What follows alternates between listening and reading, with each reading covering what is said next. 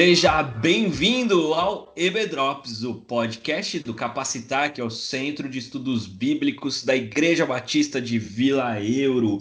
Eu sou o Lucas e hoje eu vou provar para vocês que pode ter cantina na igreja sim, que não tem problema fazer comércio na igreja. É isso aí. Fala galera, aqui é o Adelson falando. É um prazer estar aqui com vocês em mais um episódio do nosso EBDrops. É verdade, é um prazer.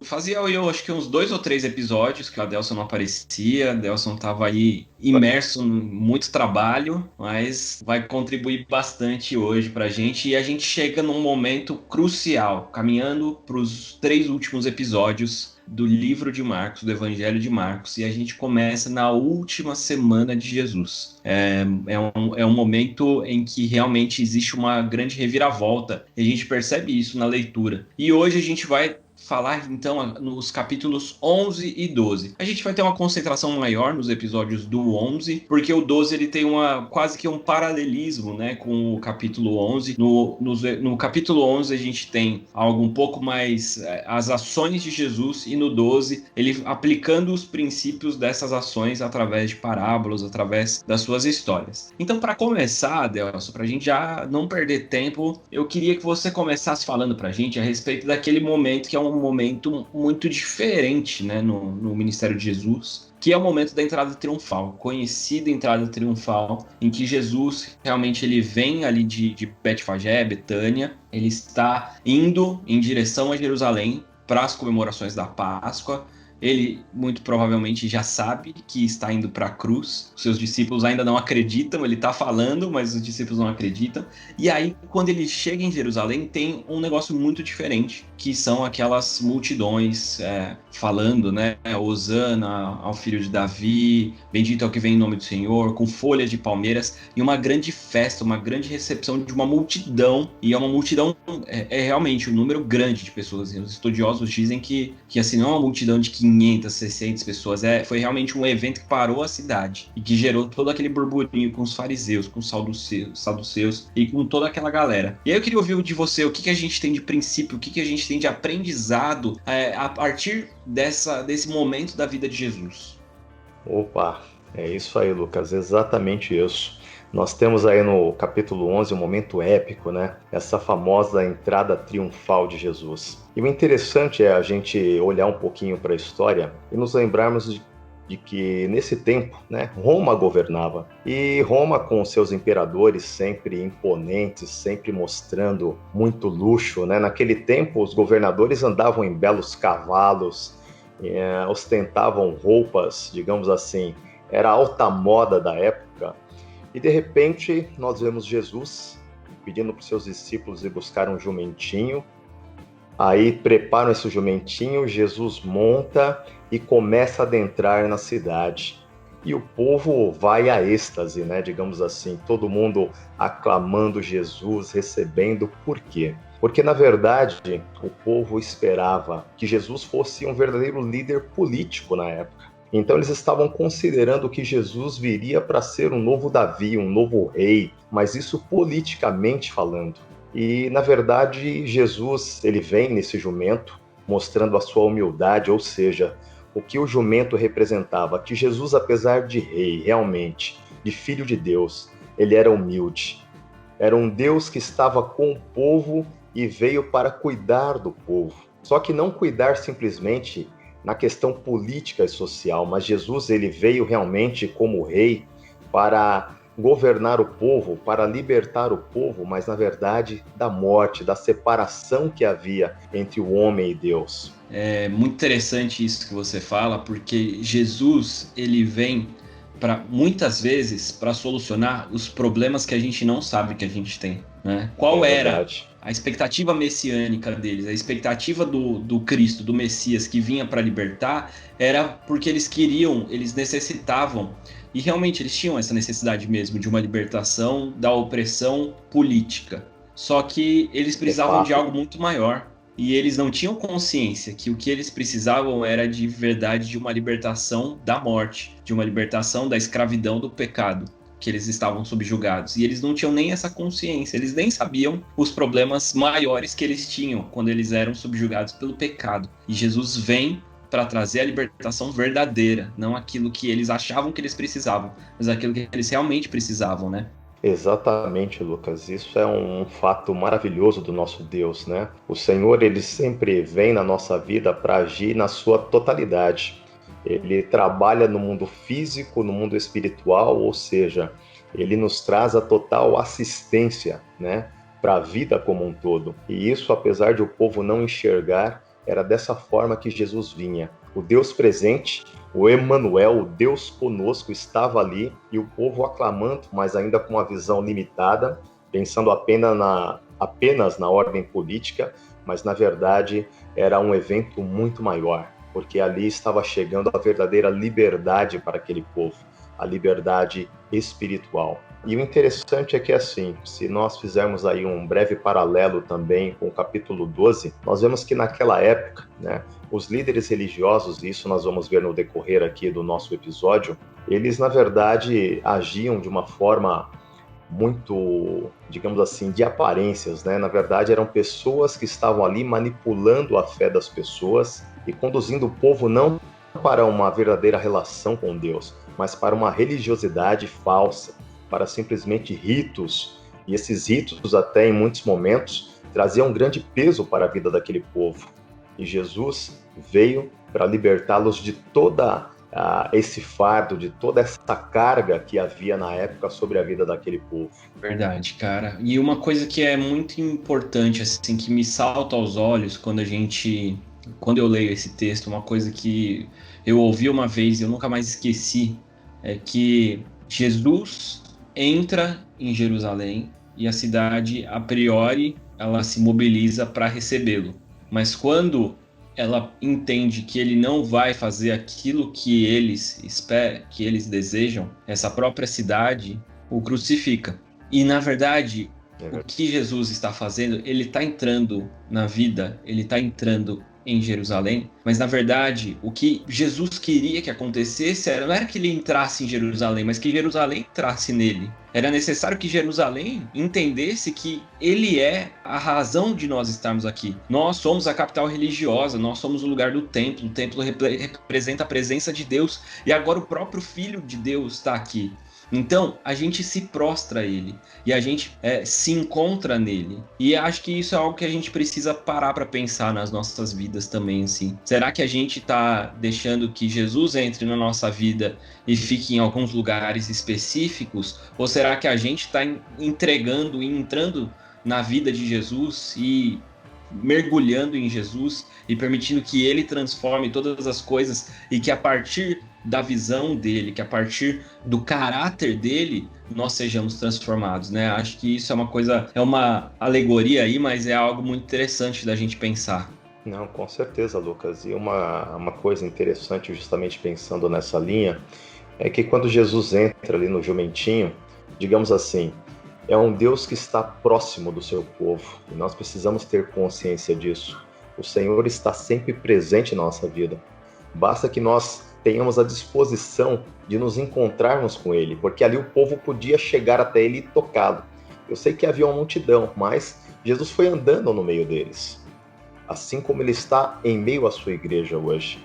E basta que nós busquemos, né? Ou clamemos o nome dele, que nós possamos clamar, e ele vai estar aqui sempre presente para nos auxiliar. E aí tem algo que é bastante intrigante para muitas pessoas. Jesus tem entrada triunfal e tudo mais. Os evangelhos aqueles divergem um pouquinho da ordem dos fatores, mas a gente está estudando Marcos, então vamos falar de Marcos. De acordo com o relato de Marcos, Jesus entrou, vai até o templo, dá um rolê no templo, e aí, no dia seguinte, ele retorna ao templo, e aí é aquele episódio que é conhecido como a purificação do templo. Jesus arma um barraco. Geralmente, esse texto é usado quando a galera tá nervosa, quando alguém arma um barraco, quer espiritualizar, falando: Jesus purificou o templo, não pode comércio no templo, não pode vender coxinha na igreja, pode vender livro nem CD. Será que é disso que Jesus está falando? Quando tem esse episódio em que ele faz a purificação do templo, onde haviam mercadores e cambistas trabalhando ali, né? Eu acho que é só importante fazer aqui um disclaimer teológico para separar as coisas, tá, Delson? Então, tipo, a gente tem os cambistas, que eram pessoas que faziam o câmbio mesmo. Por quê? Porque a moeda vigente em Jerusalém era a moeda de Roma, né? Aquela que, inclusive, no capítulo 12, Jesus vai pegar uma e falar: de quem que é o rosto aqui? É de César, então dá a César o que é de César. Mas o templo, como o templo era judeu especificamente, era outra moeda, que era a moeda que era utilizada no templo. Então, era preciso fazer essa conversão. Então, era como, sim, quando você vai viajar, quem já teve essa oportunidade, precisou trocar o seu dinheiro para alguma outra moeda, você vai numa casa de câmbio. Era exatamente isso que estava acontecendo ali no templo. Além de ter também os vendedores ali, que vendiam as pombas, os cordeiros, vendia todos os paramentos ali para o sacrifício no templo. Então tinha todo esse mercado. Eu estava fazendo aqui umas conversões e dizem que era aproximadamente 6 milhões de dracmas o que rolava anualmente no comércio do templo. E aí eu fiz mais ou menos essa conta aí para o nosso... Exatamente, fiz mais ou menos, assim, a gente sabe que não é exato, tá, gente? Não é preciso. Mas em dinheiro de hoje, em reais, a gente está falando aproximadamente de 300 milhões por ano sendo comercializado em função do sacrifício no templo. 300 milhões, gente, são 2 mensalões, tá? Só pra gente ter uma ideia de grandeza. Né? São 2 mensalões rolando por ano no Templo de Jerusalém em função da religião. Acho que isso é importante para a gente entender um pouco dessa reação de Jesus, né, Adelson? Não, com certeza, Lucas. Esse é um fato, uma informação fundamental, na verdade. Porque, na verdade, Jesus vem, né? E o que a palavra nos ensina é que ele se ira por ver o quê? As pessoas tornaram o comércio o fator mais importante dentro do templo. E isso realmente é muito complicado, porque nós estamos falando da comercialização da fé, onde as pessoas, na verdade, eram direcionadas para uma, digamos assim, uma fé burra. Ou seja, faça isso que você vai receber isso de Deus, faça isso que você vai ganhar isso de Deus. Que não é muito diferente, infelizmente, de algumas coisas que a gente vê hoje. Trazendo para um paralelo dos dias atuais, hoje em dia nós vemos muitas vezes em programas ou em alguns outros lugares, pessoas comercializando a fé. Olha, faça aí um negócio com Deus. Dê 1.000 para receber 10.000. E isso que estava acontecendo no tempo de Jesus. A palavra ainda nos ensina que devemos dizimar e ofertar, mas as pessoas têm feito uma verdadeira bagunça com tudo isso. Comercializando esses 2 temas que são importantes, sim, perante a palavra de Deus, mas se nós cumprirmos isso de acordo com a palavra, dando para o Senhor realmente de coração, reconhecendo que tudo aquilo que temos vem dele e é para ele. Não eu dar porque eu vou receber, não eu fazer negócio com o Senhor. Então, isso que estava acontecendo no tempo em que Jesus foi ao templo, né? E por isso que o Senhor se irou, porque os ensinos estavam errados, né? A tônica aí estava totalmente o contrário dos ensinamentos espirituais, porque eles estavam preocupados em comercializar, como você mesmo disse. Se nós colocarmos esse volume de dinheiro, a gente fala, puxa, naquela época um volume de dinheiro desse poderia se ajudar muitas pessoas. E se nós formos ver o contexto histórico daquela época, a igreja poderia ter beneficiado muitas pessoas, mas não. Isso se concentrava na mão de poucos. Eram grandes líderes, eram grandes religiosos que, digamos assim, se aproveitavam de todo esse dinheiro que circulava no templo. Então, é isso que levou Jesus a se irar e falar, olha, aqui, esse lugar tem que ser conhecido como casa de oração e não como um lugar de negócio para enriquecimento de 1 ou 2 pessoas. Então é isso que levou Jesus a se irar e a tomar a atitude de realmente derrubar as mesas e de sair purificando realmente o templo. Por quê? Porque as pessoas estavam agindo com uma má fé, as pessoas estavam agindo com a conotação errada. Sempre que eu leio esse texto, eu fico pensando se realmente... Como que a gente está? Qual é a nossa situação? Porque aqui é muito evidente que Jesus está muito irritado, muito nervoso, porque a intenção do coração daquele povo foi para, assim, se desvirtuou completamente. Então, assim, vocês cumprem os rituais. Vocês estão aqui fazendo aquilo que foi determinado na lei. É verdade. Só que vocês não entenderam qual que era o sentido da lei. Vocês desvirtuaram. E vocês estão aqui querendo pegar o cordeiro mais barato possível. Porque no fundo do seu coração, você não está pensando na expiação dos seus pecados. Você está pensando quanto menos você pode gastar para que o seu ritual seja completo, já que você vai matar, você vai comprar um carneiro, um cordeiro para matar.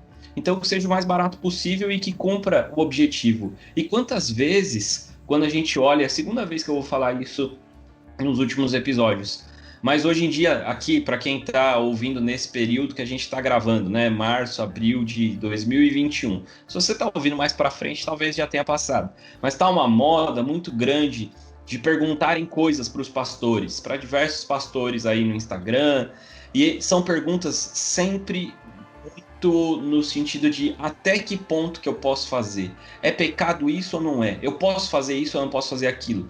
E o que o povo está fazendo aqui é exatamente isso, e é isso que ira e irrita profundamente Jesus.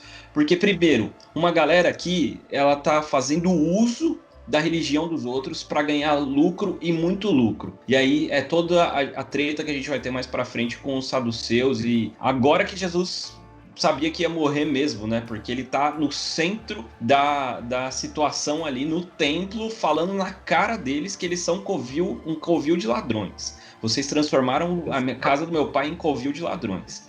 Então tem essa galera, mas tem o povo, o mesmo povo que no dia anterior estava falando, bendito é o que vem em nome do Senhor, falando, o coração de vocês está errado, vocês querem saber qual é o menor sacrifício possível que vocês podem fazer para ter o pecado de vocês perdoados. Até que ponto vocês conseguem ir? Qual é o limite que vocês podem caminhar para que a vontade de vocês seja cumprida sem perder a salvação? E é exatamente isso que a gente vê, que a gente ouve quando as pessoas vêm perguntar: posso fazer tatuagem ou não posso? É pecado? Qual é o momento do casamento? O casamento é na igreja, no cartório, ou é quando faz sexo? O tipo de pergunta que eu ouvi esses dias. E aí Jesus está falando, qual que é a intenção do coração de vocês? Se vocês estão fazendo esse tipo de pergunta, pode ser que tenha um coração sincero? Pode. Mas é muito provável que você esteja querendo saber qual é o limite que você pode caminhar sem desagradar a Deus, mas sem perder também. E aí Jesus fala, cara, aquele que não perder a sua vida em meu nome, aquele que perder a sua vida em meu nome vai ganhar. Então essa é a lógica de Cristo. A lógica de Cristo é o contrário, é misericórdia que eu quero, e não holocaustos. É cuidado, é amor, é serviço, e não sacrifícios em vão, não liturgias mortas. Uma coisa interessante aí, Lucas, aí eu quero fazer um paralelo lá também com uma oferta da viúva pobre, assim que a passagem é bem conhecida, né? Porque vinham lá as pessoas ricas e depositavam quantias absurdas lá no gasofilácio, vamos chamar assim, da época. E, né, todo mundo se admirava porque, puxa, o cara tá colocando muito dinheiro. E de repente vem aquela viúva simples e coloca as 2 moedinhas e Jesus fala, olha, aquela viúva realmente, ela ofertou diante de mim. E é justamente isso que você está falando. Hoje em dia, muitas vezes, até nós podemos cair nesse erro também. A gente muitas vezes pensa no custo-benefício, né? Porque é o que tanto se ouve pregar hoje em dia. Qual que é o custo-benefício de cada uma das minhas ações? E na verdade, quando nós falamos no mundo espiritual, isso tem que ser um pouco diferente. Porque o que Deus mede sempre é o que motiva o nosso coração. Se eu estou ofertando com amor. Se eu estou pedindo perdão, eu estou sendo sincero no meu coração. Se eu estou fazendo uma obra na igreja, que seja limpar o chão, ou que seja cantar ou tocar um instrumento, eu estou fazendo para o Senhor?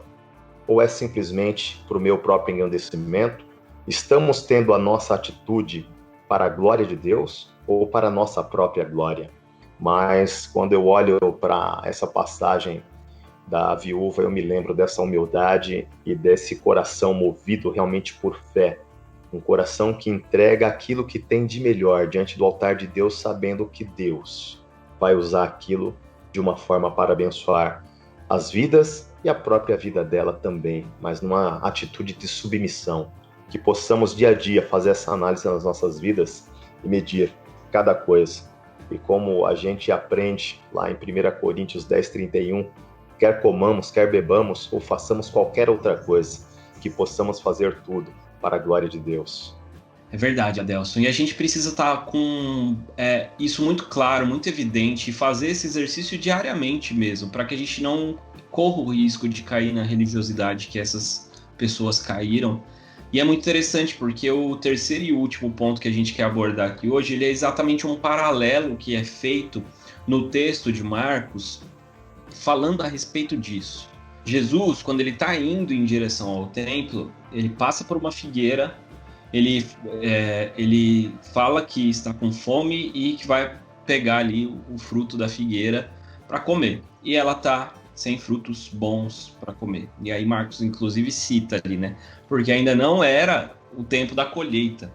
Mas Jesus não se importa com isso, e aí o pessoal aí do Greenpeace fica bravo, né? O pessoal mais verde fica bravo, porque aí Jesus, ele simplesmente amaldiçoa a figueira e fala, porque você não deu fruto, você nunca mais vai dar fruto. Nunca mais ninguém vai comer do seu fruto. E aí Jesus vai para o templo, coisa e tal, e quando eles estão voltando, Pedro se maravilha porque ele percebe que secou a figueira. De um dia para o outro ela secou, porque é o próprio Deus Criador ali que falou para ela que era para secar, né? Então assim, ela seca. E aí tem esse paralelo que muitas vezes parece até algo meio perdido, né, dentro do texto, mas é uma parábola real ali que Jesus oferece para a gente, dizendo... exatamente isso que aconteceu com a figueira é o que está acontecendo com Israel. Israel é essa figueira, a figueira da qual eu queria me deleitar nela, a qual eu queria colher os frutos. Mas por que vocês não estão dando frutos? Por que vocês se corromperam? Por que a religião agora falou mais forte de vocês do que os princípios? Por que vocês não estão cumprindo aquilo que era necessário de coração, mas estão cumprindo simplesmente por religião? Então, não vai sobrar pedra sobre pedra sobre a cidade de Jerusalém, sobre o templo, e a gente sabe que Jesus ali, na verdade, está fazendo uma profecia daquilo que vai acontecer no ano 70, quando acontece de fato a queda de Jerusalém, né, 70 já depois da morte de Jesus. E é algo muito triste e que serve de um alerta muito grande, né, Adelson, para que a gente realmente tenha esse cuidado no nosso relacionamento com Cristo, para que a gente não seja encontrado como uma figueira que não dá fruto. É verdade, Lucas, isso é uma grande realidade. Eu só quero chamar a nossa atenção aqui. Eu gosto muito de uma pequena frase que tem nesse texto aí, talvez vocês vão até falar, puxa, esse negão é louco, mas assim, quando fala Jesus teve fome, puxa, isso me faz ver que o meu Deus, né, ele veio para cá e ele era 100% humano, apesar de ser 100% Deus. E por que eu chamo essa atenção, né? Muitas vezes a gente fala com Deus e parece que o Senhor está longe, mas não, ele esteve aqui na Terra e ele sentiu todos os sentimentos que nós sentimos aqui no nosso dia a dia. Então o Senhor sabe por tudo que nós passamos. E ele teve fome, e por isso ele olhou para aquela figueira, poxa, ela estava com todas as características de uma árvore que possuía fruto. Porque a figueira, o pessegueiro, eles são árvores que assim, caem todas as folhas, e quando eles estão com fruto, eles voltam frondosos, né? As folhas todas saem e fica aquela árvore bonita. Então Jesus olhou para aquela árvore e falou, puxa, tá ali a figueira cheia de folhas, então ela vai ter fruto. E ele foi até lá. Não era a época de frutos, e todos eles sabiam disso, mas a característica da árvore falava, não, eu tenho frutos. E chegando lá, ele não encontrou nada, e por isso amaldiçoou. E nós precisamos pensar no seguinte, isso faz uma alusão para as nossas vidas. Não basta termos a aparência de cristão, ter o jeito de cristão, se nós não formos cristão. A nossa aparência, a nossa fala tem que combinar com a nossa essência. E darmos não frutos. Simplesmente falar uma coisa e viver outra. Nós temos que frutificar para a glória de Deus. E o primeiro fruto que nós precisamos pensar, que deve estar contido na nossa vida, é os frutos do Espírito Santo de Deus, que está lá em Gálatas 5:22. E a partir daí frutificarmos também outras vidas. porque Amém. o Senhor nos deu essa missão. Então, o cristão ele precisa estar, né, ser essa árvore frutífera, a árvore que contém o fruto do Espírito e a árvore que frutifica outras vidas, porque nós somos arraigados na videira verdadeira que é Jesus. Então, se nós não estivermos dando frutos, meus queridos, é porque existe algo errado. Lembra quando o Senhor fala que aquela árvore que dá fruto, ele poda para que dê ainda mais, mas aquela que não dá, ele corta e lança fora. Então nós precisamos tomar cuidado com isso e refletir nas nossas vidas dia a dia. Somos cristãos, pequenos cristos aqui na terra. Que nós possamos viver uma vida não de aparência, mas que nós possamos viver uma vida frutífera para a honra e glória do nosso Deus.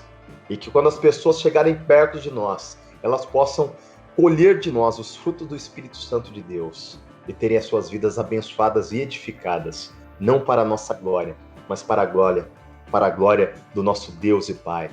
Que nós possamos pensar nisso diariamente e praticar, meus queridos. É um desafio. Eu não estou falando que o que nós estamos falando aqui seja algo fácil, mas o Senhor Jesus nos mostrou que isso é tangível, que é alcançável para cada um de nós, porque Ele mesmo é quem nos capacita para viver o Evangelho, para sermos árvores frutíferas, para sermos videiras que tenham frutos, e esses frutos possam frutificar em 10, em 100, em 1000 vezes mais, para a glória dele mesmo. Glória a Deus, que verdade, que a gente seja realmente aqueles que Jesus entra na nossa vida, mas que acima de tudo a gente entre de cabeça em Jesus Cristo e que ele purifique o nosso coração e que ele faça tudo que ele precisa fazer na nossa vida, independente de filosofia, independente de política, independente de religião, independente de qualquer coisa, que ele seja glorificado e que nós sejamos parecidos com ele. Adelson, muito obrigado, cara, pela sua participação aí com a gente. Muito obrigado por esse tempo, por esse conhecimento dividido com a gente. Nós estamos chegando ao episódio número 51, cara. Nós estamos prestes a completar um ano de EV Drops. Vai ser muito legal. Glória a Deus. A gente vai completar um ano exatamente na Páscoa e vai ser um episódio aí especial, nesse caminho aí que a gente tem agora dos últimos dias de Jesus. Que realmente a gente possa colocar o nosso coração, o nosso pensamento nele, aprender dele, que é manso e humilde, como o rei que entra no jumentinho, e que a gente seja transformado. Obrigado, meu irmão. Deus te abençoe. Lucas, eu que agradeço a oportunidade, que o Senhor possa abençoar a cada um dos irmãos que vão estar ouvindo esse podcast e que esse Deus de graça possa nos abençoar e nos capacitar a viver o evangelho da vida. Que Deus abençoe, meus queridos. Um grande abraço, Lucas. Tchau, tchau, gente. Até mais. Até semana que vem. Um abraço. Tchau, tchau.